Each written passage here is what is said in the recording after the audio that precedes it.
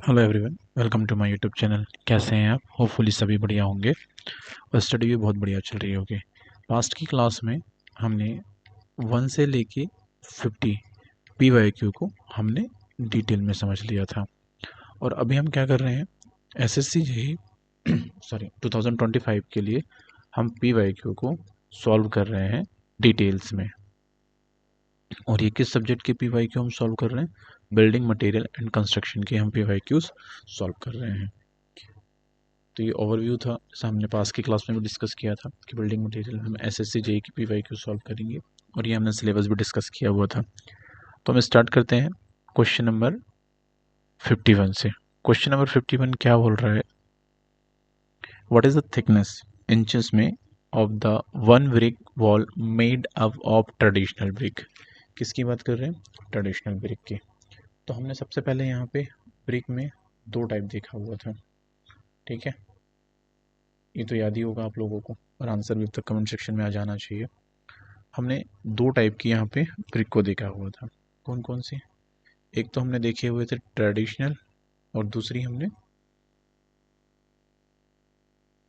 Modular, ठीक है।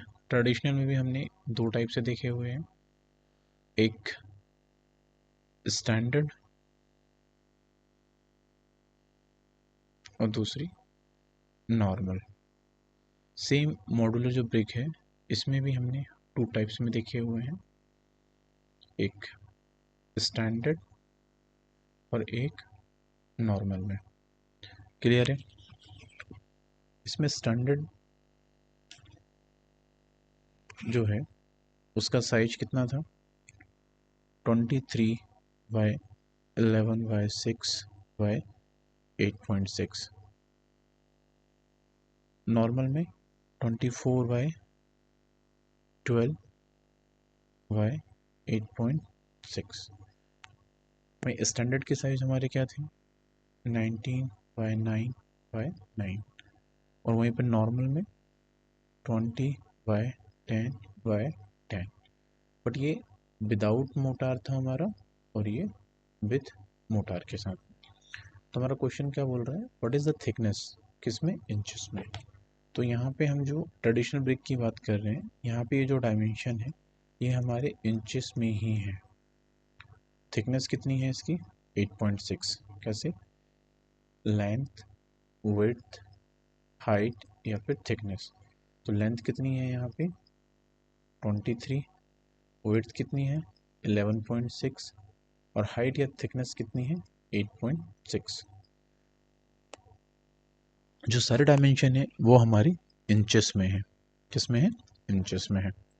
तो इसका आंसर क्या होगा? 8.6 तो है नहीं है यहाँ पे, तो 8.6 नहीं है, तो राउंड फिगर में कितना हो जाएगा? 9 इंच। तो इसका आंसर क्या होगा? आंसर होगा ए, 9 इंचेस। अगर इंच की बात कर रहे हैं तब की बात है। अगर ये चीज़ें चेंज हो जाती है बाय डिफ़ॉल्ट, ठीक है, अब चेंज कैसे होगी? इंच की जगह पे कभी क्वेश्चन आपसे mm में पूछ लेगा, तो उस कंडीशन में क्या करोगे? अभी तो इंच में आया हुआ है। तो सबसे पहली बात, आपको एक बेसिक यूनिट्स पता होनी चाहिए कि एक इंच में कितने होते हैं। तो एक इंच में 25.40 होते हैं। क्लियर? तो 9 इंच में कितने होंगे फिर? 9 इंच में 228.60।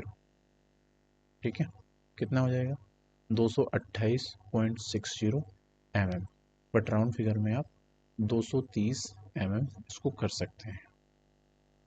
तो दोनों तरीके से हमने यहाँ पे डिस्कस कर लिया इसको, इंचेस में भी और में भी। अब किसी भी तरीके का कन्फ्यूज़न नहीं होना चाहिए, चाहे वो इंच में पूछे आपसे या चाहे वो में पूछे। नेक्स्ट क्वेश्चन है हमारा, efflorescence in the brick is caused due to. Efflorescence in brick is caused due to. तो इसमें हमारे पास में क्या ऑप्शंस हैं? ऑप्शंस क्या क्या हैं? फर्स्ट ऑप्शन है expensive excessive burning of brick, high content of silt in brick clay, and high porosity of the brick, present of the soluble salt in the present brick.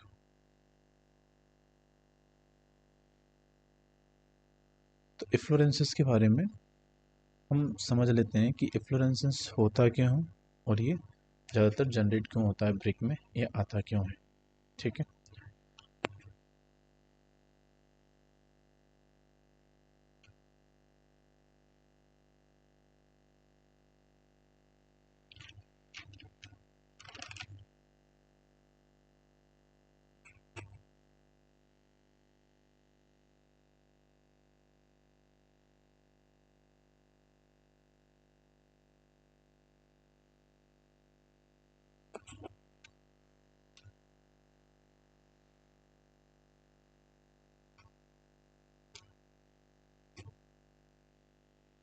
Efflorescence में हमने 4 options देखे हुए हैं। Option A excessive burning of brick, high content of silt in brick grey, high porosity of the brick, present of the soluble salt in the present brick.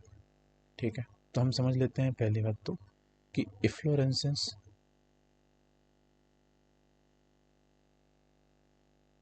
इसको check कैसे करेंगे। Efflorescence तो पता चल जाएगा, लेकिन उसको पता कैसे करेंगे। पता करने के लिए हम सबसे पहले क्या करेंगे, जो ब्रिक है, ब्रिक को इमर्स्ड करेंगे किन में, in boiling water. Boiling water में हम ब्रिक को लगभग 2.5 सेंटीमीटर की डेप्थ में, ठीक है, इसको ब्रिक को हम क्या करेंगे, जैसे यहाँ पे एक बकेट है, ठीक है, इसमें ये वाटर फिल है और इसमें हमने इस ब्रिक को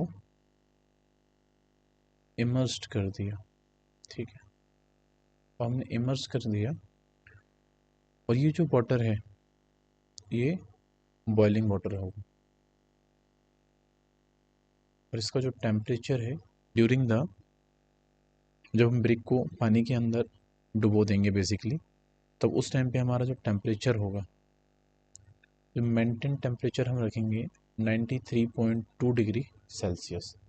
बट जब हम इसको यहाँ पे इमर्स करेंगे उस ड्यूरेशन में 105 डिग्री सेल्सियस से 110 डिग्री सेल्सियस तक हम टेम्परेचर या हाई बॉइलिंग वाटर को पुट करेंगे और इसको हम 2 से 3 दिन के लिए इसमें छोड़ देंगे। आफ्टर 2 या 3 डेज के बाद में जब हम इसको चेक करेंगे तो जो सरफेस एरिया है किसका, ब्रिक का, उसमें टोटल इफ्लोरेंस कितना जमा हुआ या फिर उसकी बॉटम द सरफेस को उसने कितना डैमेज किया, वो हम उसके थ्रू उसको कैलकुलेट करेंगे।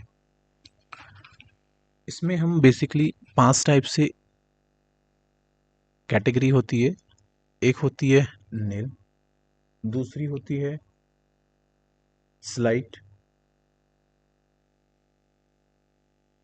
एक तो जाएगी नील, ठीक है, इन्फ्लुएंस हो गया, दूसरा स्लाइट इन्फ्लुएंस हो गया, इसके बाद में थर्ड में हो जाएगा हमारा मॉडरेट, फोर्थ में हो जाएगा हैवी एंड लास्ट में हो जाएगा सीरियस। ठीक है, अब नील होगा दैट मीन्स कि 0%, स्लाइट, अगर स्लाइट है ना इफ्लोरेंसिस है तो लेस देन 10%, मॉडरेट है हमारा तो 10 से 50%, हैवी है तो 50 टू 70%, और अगर सीरियस है तो ग्रेटर देन 70%। ठीक है, जो नील है ये हमारा फर्स्ट क्लास ब्रिक में आएगा और स्लाइटली भी हम फर्स्ट क्लास ब्रिक में कंसिडर कर लेंगे, और वहीं जो हमारा मॉडरेट होगा वो second and third class brick में हम मॉडरेट को काउंट कर सकते हैं। इसके अलावा जो हैवी होंगे उनको हम ब्रिक में नहीं लेते हैं क्योंकि ये हमारे लिए बहुत सीरियस हो जाते हैं और इससे बिल्डिंग वर्क के लिए या फिर हैवी स्ट्रक्चर वर्क के लिए भी हम इसको यूज़ नहीं करेंगे। क्लियर है इतना? तो efflorescence in the brick is caused due to excessive burning of bricks, high content of silt in brick clay, high porosity of the bricks, a present of the soluble salt in the present brick. तो ये हमारा जो आएगा efflorescence वो excessive burning of the brick के कारण आएगा। Clear. Next है how many of bricks are required for 1 cubic metre of brick masonry work. हमें 1 क्यूबिक मीटर ब्रिक के मशीनरी वर्क के लिए कितनी ब्रिक की रिक्वायरमेंट होगी। अब तक तो कमेंट सेक्शन में आप सभी के आंसर आ जाना चाहिए था। गुड, राइट आंसर क्या होगा, बी 500, क्योंकि ये क्वेश्चन रिपीटेड है मल्टीपल टाइम्स। इस क्वेश्चन को क्या एसएससी जेई ने पूछा हुआ है। नेक्स्ट क्वेश्चन है विच of the following mineral is responsible for the red colour in brick. किसकी बात कर रहे हैं ये, मिनरल्स की बात कर रहे हैं। Is responsible for the red colour in the brick, brick में रेड कलर के लिए कौन रिस्पॉन्सिबल होता है। अब ये तो आपको पता चल ही गया होगा, ठीक है, बेसिकली आपको पहले से पता भी है। तो ब्रिक में मिनरल्स कौन कौन से होते हैं। फर्स्ट होगा हमारा सिलिका, दूसरा होगा हमारा एल्यूमिना, तीसरा होगा हमारा आयरन डाइऑक्साइड, ठीक है, फोर्थ होगा हमारा लाइम, फिफ्थ है हमारा मैग्नीशियम, सिक्स्थ है हमारा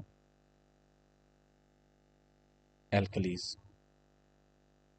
तो सिलिका किस लिए हम यूज करते हैं, बेसिकली सिलिका क्या होता है, शेप एंड साइज का काम करता है।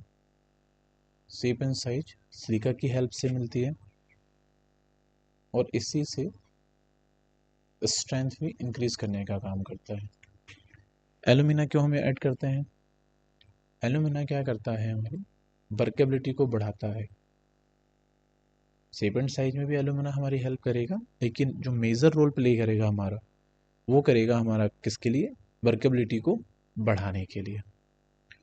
अब आयरन ऑक्साइड का हम यूज क्यों करते हैं, बेसिकली आयरन ऑक्साइड का हम यूज करते हैं कलर के लिए। कौन से कलर के लिए, आयरन ऑक्साइड हमें रेडियस कलर प्रोवाइड करता है और कलर के साथ साथ हार्डनेस को भी इंक्रीज करने का काम करता है। लाइन क्यों यूज करते हैं हम, लाइन बेसिकली जब हम ड्राई करेंगे तो उस टाइम हमें श्रिंकेज से प्रिवेंट करता है। मैग्नीशियम, अब आपका क्वेश्चन ये भी होना चाहिए सर मैग्नीशियम भी तो श्रिंकेज से हमें प्रिवेंट करता है, बट ये ड्यूरिंग द बर्निंग के टाइम में। क्लियर है। तो which of the following mineral is responsible for the red colour in the brick. Lime नहीं, क्योंकि लाइम का काम क्या है, श्रिंकेज से प्रिवेंट करना। Silica shape and size and strength का काम करता है। मैग्नीशिया, मैग्नीशिया भी क्या करता है, बेसिकली श्रिंकेज से हमें प्रिवेंट करता है। तो हमारा ऑप्शन क्या होगा, ए आयरन ऑक्साइड। और आयरन ऑक्साइड हम काय के लिए यूज करते हैं, बेसिकली आयरन ऑक्साइड को भी हम कलर प्रोवाइड करने के लिए या फिर हार्डनेस इंक्रीज करने के लिए हम यूज करते हैं। नेक्स्ट क्वेश्चन है हमारा tempering is the process used in the manufacture of. अब टेम्परिंग हम काय की मैन्युफैक्चरिंग के लिए यूज करते हैं, ठीक है, विटामिन के लिए नहीं, पेंट के लिए नहीं, सीमेंट के लिए नहीं, तो किसके लिए यूज करेंगे, ब्रिक के लिए हम टेम्परिंग का यूज करेंगे। टेम्परिंग के बारे में हमने पढ़ा तो था। अब टेम्परिंग हमने कहाँ पढ़ा हुआ था, हमने ये पढ़ा हुआ था प्रिपरेशन ऑफ द क्ले में। किसमें, प्रिपरेशन ऑफ द क्ले में। प्रिपरेशन में हमने क्या क्या देखा हुआ था, सबसे पहले हमने देखा था अनसॉइलिंग, अनसॉइलिंग के बाद हमने क्या देखा हुआ था, डिगिंग, डिगिंग के बाद हमने क्या देखा हुआ था, क्लीनिंग, क्लीनिंग के बाद में वेदरिंग, और वेदरिंग के बाद में हमने क्या देखा, नीडिंग या फिर ब्लेंडिंग, और लास्ट में पगिंग या फिर टेम्परिंग। टेम्परिंग का बेसिकली यूज क्यों होता है, पता होना चाहिए आप लोगों को, to gain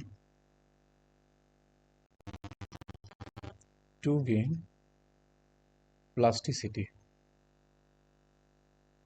in brick work. Clear है? तो टेम्परिंग हम क्या में यूज़ करते हैं? ब्रिक वर्क में। वो भी क्या के लिए? प्लास्टिसिटी की प्रॉपर्टी को इंक्रीज करने के लिए हम ब्रिक में इसको यूज़ करते हैं। नेक्स्ट क्वेश्चन है, विच of the following is one in the Hopman skin during the process of manufacturing? Okay, अभी तक हमने जितने भी क्वेश्चंस सॉल्व किए हुए हैं उनमें से ये एक नया क्वेश्चन है। ठीक है, बेसिकली आंसर तो क्लियर है ही, इजी है, हम थोड़ा प्रोसेस को इसकी समझ लेते हैं। सबसे पहले तो टाइप्स ऑफ बर्निंग की हम बात कर लेते हैं। टाइप्स ऑफ बर्निंग, कितनी टाइप की बर्निंग्स होती हैं? बेसिकली 2 टाइप की। ठीक है, 2 टाइप में फर्स्ट होगी हमारी क्लैंप बर्निंग और दूसरी होगी हमारी किन बर्निंग। अब किन बर्निंग है वो भी हमारी 2 टाइप की होती है। एक होती है इंटरमीडिएट किन और दूसरी होती है हमारी कंटिन्यूअस किन।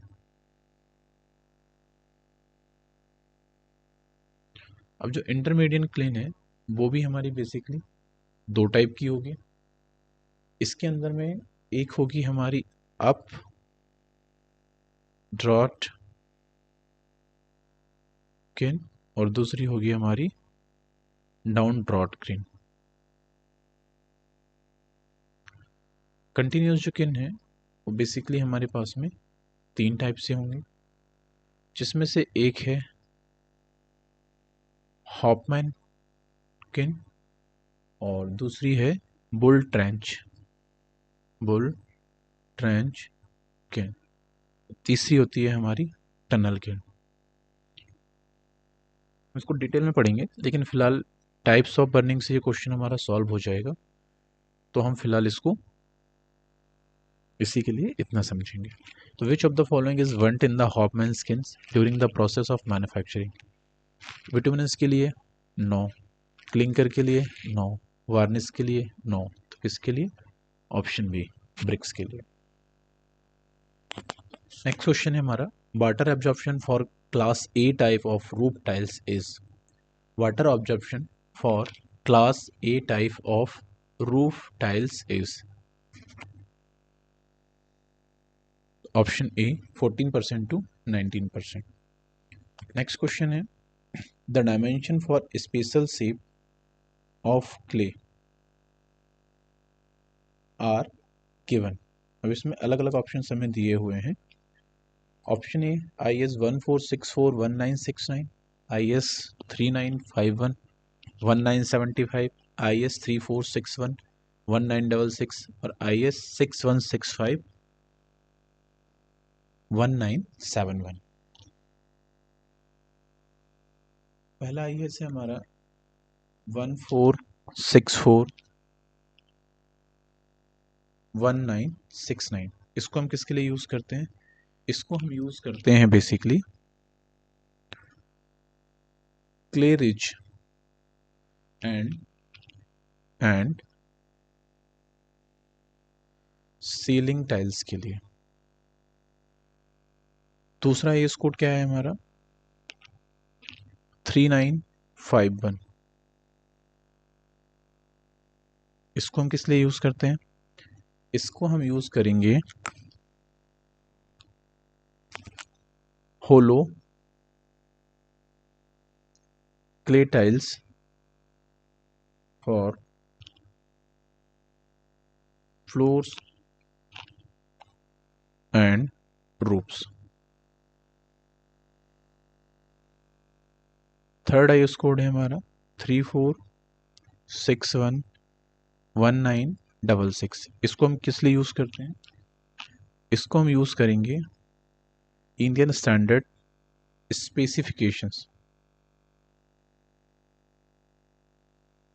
Specifications for PVC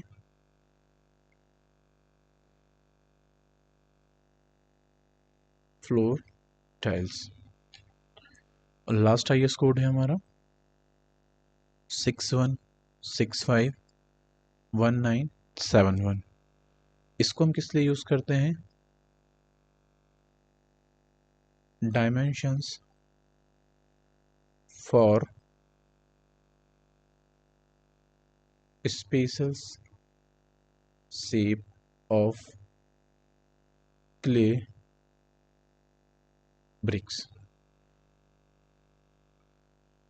The dimension for spatial shape of clay bricks.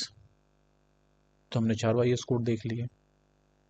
तो राइट वन इज 61651971। इसको हम क्या के लिए यूज करते हैं?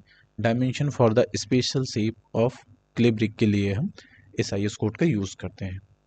नेक्स्ट क्वेश्चन है good brick earth should contain of alumina. ठीक है, तो पहला हमारा कंटेंट क्या था? सिलिका। अब तो ये याद हो जाना चाहिए। सिलिका का कंटेंट कितने परसेंट है? 50 to 60% ब्रिक में हमारे सिलिका होना चाहिए। दूसरा alumina. Alumina Al2O3।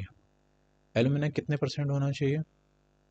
20 to 30% alumina होना चाहिए। Third iron oxide.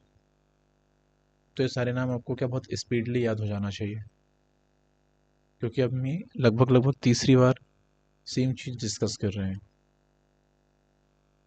तो आयरन ऑक्साइड का परसेंटेज कितना होगा ब्रिक में? 5 to 6%। Fourth lime.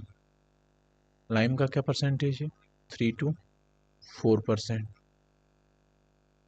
Fifth content क्या था हमारा? मैग्नीशिया। मैग्नीशिया कितने परसेंट होना चाहिए? Less than 1%। और एल्कलीज भी लेस देन 1% होना चाहिए। तो किसकी बात कर रहे हैं? Good brick earth should contain of alumina. तो कितना होना चाहिए? 20 से 30%। 35 से 40% किसके लिए है? सिलिका के लिए। 30 से 50% है। 9 to 10% किसी के लिए भी नहीं है। 15% नहीं है। 20 से 30% एलुमिना के लिए, right. When the deposits of efflorescences is more than 10% but less than 50% of the exposed area of brick, the presence of efflorescence is classified as. When the deposit of efflorescence is more than 10%, अगर more than 10% है but less than 50%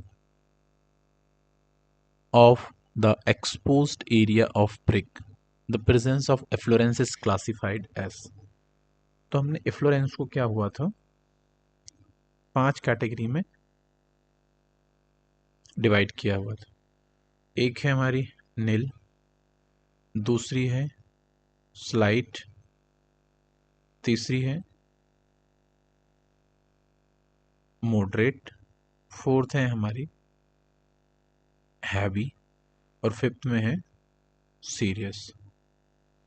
नील के लिए हमारा percentage है 0%, slight में less than 10%, moderate में 10 to 50%, heavy में 50 to 70% और सीरियस में ग्रेटर देन 70%।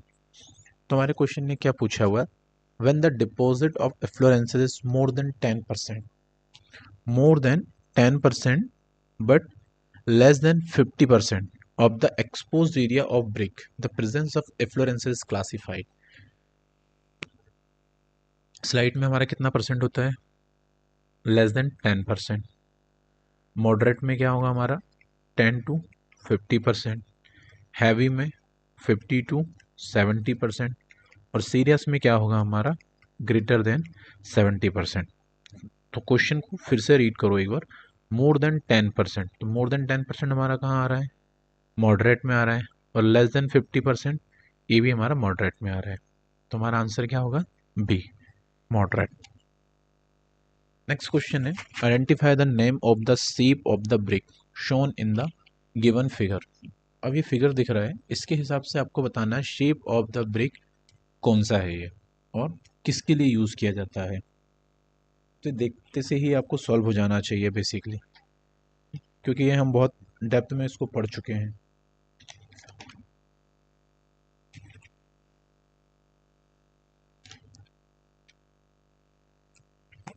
याद आया कुछ?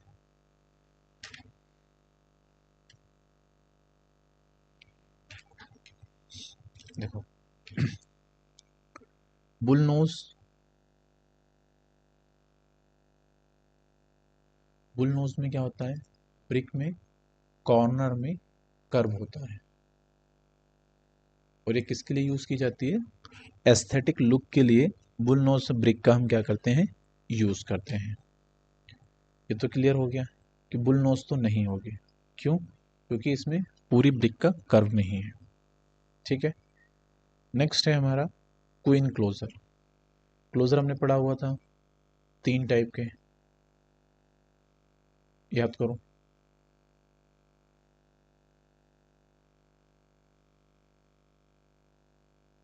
क्वीन क्लोजर, क्वीन क्लोजर में क्या होता है, ब्रिक होता है, उसको सेंटर पार्ट से हम हाफ कर देंगे या उसको डिवाइड कर देते हैं। तो क्या यहाँ पे ऐसा हो रहा है, नहीं। Next king closer, king closer में हम क्या करते हैं, जो ब्रिक है उसको सेंटर पार्ट से एक आधे कॉर्नर से या एज से उसको हम रिमूव कर देते हैं, बाकी का जो पोर्शन है उसको हम यूज कर लेते हैं, तो उस सेक्शन को हम बोलते हैं किंग क्लोजर। तो आंसर यहाँ पे समझ में आया, क्या होगा हमारा answer, king closer. Clear. Next question है, the size of a standard modular building brick, the size of a standard modular building brick without mortar as per IS code 10771992। ठीक है, इसके अकॉर्डिंग IS कोड के हिसाब से without motor brick का size क्या होगा। अब तो ये आंसर आपको देखते से सॉल्व हो जाना चाहिए, क्योंकि हमने क्या है, अगर मॉड्यूलर ब्रिक की बात हो रही है तो मॉड्यूलर ब्रिक में क्या होता है, बेसिकली 2 टाइप होते हैं। एक होता है हमारा स्टैंडर्ड और दूसरा होता है हमारा नॉर्मल। जो स्टैंडर्ड होगा वो क्या होगा, विदाउट मोटार होगा, और जो नॉर्मल होगा वो क्या होगा, विथ मोटार होगा। तो जो विदाउट मोटार है उसका साइज क्या है, 19/9/9, और जो विथ मोटार है उसका 20/10/10। ठीक है, तो हम पहली बात तो क्वेश्चन में बात करते हैं विदाउट मोटार। क्वेश्चन में क्या दे रहा है हमारा, एक तो स्टैंडर्ड मॉड्यूलर ब्रिक की बात कर रहा है और क्लियरली स्पेसिफाई भी कर रहा है कि विदाउट मोटार है। तो नॉर्मल ब्रिक तो हमारा कैंसिल हो गया। अब हमारा स्टैंडर्ड ब्रिक का साइज क्या है, 19/9/9। पहला ऑप्शन क्या है, 20/10/10, ये तो हमारा विथ मोटार के साथ है, ये क्या हो जाएगा, कैंसिल। नेक्स्ट ऑप्शन है हमारा 22/10/9, क्या ये मैच कर रहा है, नहीं, ये भी कैंसिल। थर्ड हो जाएगा 21/9/4 सेंटीमीटर, तो ये भी रॉन्ग हो जाएगा। लास्ट 19/9/9 सेंटीमीटर, गुड, ये मैच कर रहा है, तो this is the right answer. Next question है हमारा, what should be the upper limit of water absorption of the world clay building brick up to class 12.5 as per the IS 10771992 when immersed in the cold water for a duration of 24 hours। ठीक है, 24 घंटे के लिए हम क्या करेंगे, हमने वहाँ पे जो पढ़ा हुआ था किन के लिए, बॉइलिंग वाटर के लिए इफ्लोरेंस वाले सेक्शन में पढ़ा हुआ था। तो यहाँ पे उन्होंने क्या किया, बेसिकली जो ब्रिक है उसको 24 आवर्स के लिए वाटर में इमर्स्ड कर दिया या डुबो दिया, और उसके बाद में हम उसको जब वाटर से बाहर निकालेंगे देन चेक करेंगे। तो क्या होना चाहिए उसका वॉल्यूम या वेट, तो ऑप्शन ये है 20% of the its dry volume, 30% of its dry volume, and 22% of its dry weight, and 30% of its dry wait.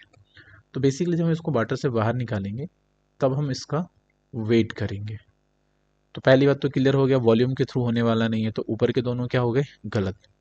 अब वेट के थ्रू हम कैलकुलेट करेंगे तो हमारे पास दो ऑप्शन बचे, एक तो 20% of its dry weight and 30% of its dry weight. ये तो 20% होगा या 30% होगा, दोनों में से कौन सा होगा?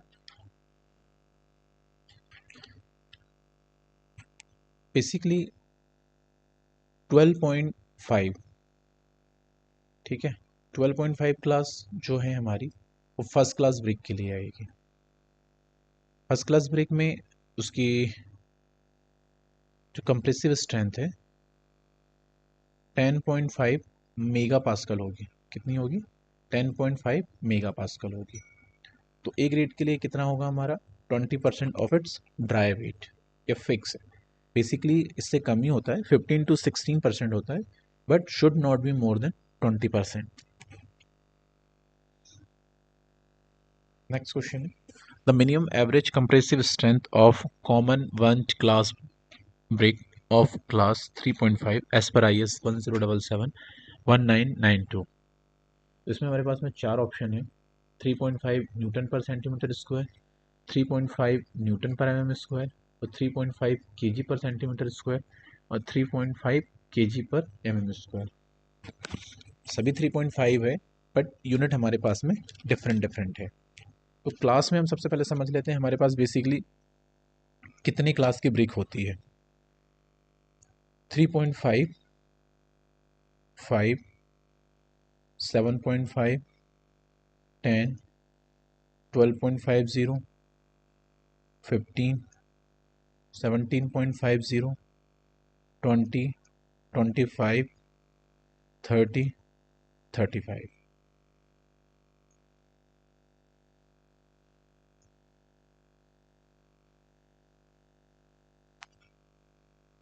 बेसिकली हमारे पास में 11 क्लास है, 3.5 से लेके 3.5 टू 35।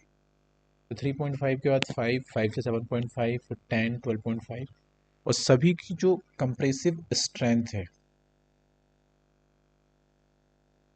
ठीक है, कंप्रेसिव स्ट्रेंथ है, वो हम मेजर करेंगे Newton per M M square में। तो 3.5 की कंप्रेसिव स्ट्रेंथ कितनी होगी? 3.5 newton per M M square. Basically compressive strength के हिसाब से ही इनकी जो क्लास हैं वो डिफाइन किए गए हैं। 7.5 के लिए Newton per M M square, 10 Newton per M M square, 12 Newton per M M square. तो सभी के लिए आप उनकी क्लास को, बस यूनिट का यहाँ पे मेजरली ध्यान रखना है, ठीक है, ये गड़बड़ नहीं होना चाहिए। और क्वेश्चन पे भी यही थोड़ा सा कंफ्यूज करने के लिए दिया हुआ है।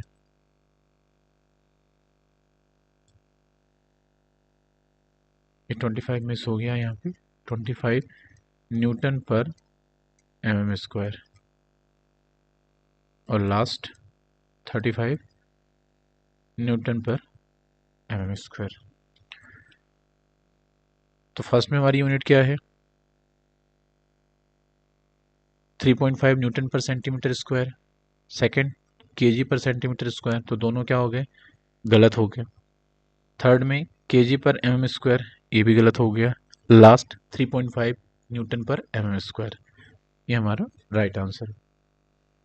नेक्स्ट है, the unit of measurement for a half brick wall is square metre, cubic metre, metre, cubic foot. तो जो यूनिट है हम उसको बेसिकली, अब हमारे पास देखो बॉल है, ठीक है, ब्रिक बॉल चाहे वो हाफ ब्रिक की हो, या फिर 1 ब्रिक की हो, या फिर 2 ब्रिक की हो, ठीक है, वो कुछ इस तरीके से ही हमें विजिबल होगी, जैसा आप यहाँ पे इमेज में देख रहे हो, ठीक है।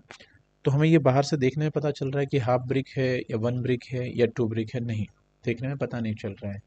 तो बेसिकली क्या होगा, हम जो थिकनेस है उसको कांस्टेंट रखेंगे, और हम इसको जो मेजरमेंट है वो लेंथ इनटू विड्थ के फॉर्मेट में, या लेंथ इनटू हाइट के फॉर्मेट में हम कैलकुलेट कर लेंगे। अब हमसे मीटर में पूछा हुआ है, तो हम बेसिकली मीटर में हम इसको कैलकुलेट कर लेंगे। किसमें? मीटर स्क्वायर में। हमारा आंसर क्या होगा? A square metre. The defect, next question है हमारा, the defect in which white patches appear on the brick surface is known as such. किसकी बात कर रहे हैं? डिफेक्ट की। तो हमने डिफेक्ट्स कितने टाइप के पढ़े हुए थे? याद करो, प्रीवियस क्लास में हमने डिफेक्ट जब सेपरेट समझा हुआ था तो कितने टाइप के डिफेक्ट्स हमने समझे हुए थे? हमने बेसिकली डिफेक्ट्स 5 टाइप के समझे हुए थे। एक था हमारा चप्स, दूसरा हमारा ब्लैक, थर्ड था हमारा blotting, fourth check and cracks, और फिफ्थ था हमारा लैमिनेशन। ठीक है, अब यहाँ पे हमारे एक ही है जो डिफेक्ट मैच कर रहा है हमने जो पढ़े हुए, वो कौन सा? ब्लॉटिंग। ब्लॉटिंग क्या होता है बेसिकली? ब्लॉटिंग होता है स्वेलिंग ब्रिक पे जो आ जाती है, या साइज में चेंजेस जो आ जाते हैं ब्रिक्स में। तो यहाँ पे तो बात स्वेलिंग की हो ही नहीं रही है, बात हो रही है वाइट पैचेस की। ठीक है, अब वाइट पैचेस की ब्लैक में क्या होता है? बेसिकली बिटुमिनेंस की जो यहाँ पे दाग आ जाते हैं, या बिटुमिनेंस उनकी सरफेस पे लग जाता है, तो उसके कारण से क्या होता है? ब्लैक्स जनरेट हो जाते हैं। तो वो किस में आ जाएगा हमारा? बेसिकली स्पॉट्स में। ठीक है, नेक्स्ट है ब्लिस्टर्स। अब ब्लिस्टर बेसिकली क्या होगा? कंकर और क्रैक्स के कारण जो जनरेट होंगे, कंकर्स या फिर क्रैक्स के कारण जो चीज़ें डेवलप हो जाएंगी। तो नहीं, ये भी हमें मैच नहीं कर रहा है, क्योंकि किसकी बात कर रहा है? बाइट पैचेस की बात कर रहा है। तो बाइट पैचेस ब्रिक में क्यों जनरेट होंगे? क्योंकि शॉल्ट के कारण। हमने ये किसमें पढ़ा हुआ है? इफ्लोरेंसेस में पढ़ा हुआ है। क्लियर? तो जब इफ्लोरेंसेस की क्वांटिटी ज़्यादा हो जाएगी या फिर ये इंक्रीज कर जाएगा, तो ये वाइट पैचेस के रूप में हमें क्या होगा? ब्रिक की सरफेस में या एजेस में रिफ्लेक्ट होने लगेगा। तो the defect in which white patches appear on a brick surface is known as efflorescence। किसके कारण होता है ये? efflorescence के कारण होता है। नेक्स्ट क्वेश्चन है, which of the following ingredient impart red color to the clay bricks। अब ये क्वेश्चन तो इजी तरीके से सॉल्व हो जाना चाहिए। ठीक है, क्योंकि हमने इसको, ये आई थिंक थर्ड टाइम है जो क्वेश्चन रिवर्ट हुआ है एसएससी की तरफ से। ये कह सकते हैं एसएससी का फेवरेट क्वेश्चन है, हर एक बार इसने पूछा हुआ है। तो सिलिका किस लिए हम यूज़ करते हैं? Silica basically shape and size के लिए हम यूज़ करते हैं। लाइम को हम क्यों यूज़ करते हैं? श्रिंकेज को प्रिवेंट करने के लिए। एल्यूमिनियम को हम क्यों यूज़ करते हैं? एल्यूमिना क्या करता है? Impart workability.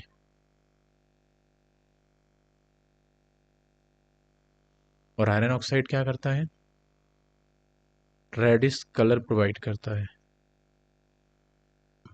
And hardness increase करता है। तो आयरन ऑक्साइड क्या होता है? रेडिश कलर प्रोवाइड करता है basically. If you have any doubt related to all PYQ, you may ask in the comment sections. जो भी आपके डाउट्स हैं रिलेटेड टू PYQ, आप कमेंट सेक्शन में हमें बता सकते हैं, क्योंकि ऑलमोस्ट हमने यहाँ क्या है पूरा डिटेल में कवर करने की कोशिश की हुई है, जिससे BMC का अभी एक टॉपिक जो है ब्रिक, वो आपका इन डेप्थ में विथ एनालिसिस के साथ में कंप्लीट हो चुका है, जिसमें हम ऑलमोस्ट 66 PYQ सॉल्व कर चुके हैं। तो now signing off this session, thank you so much.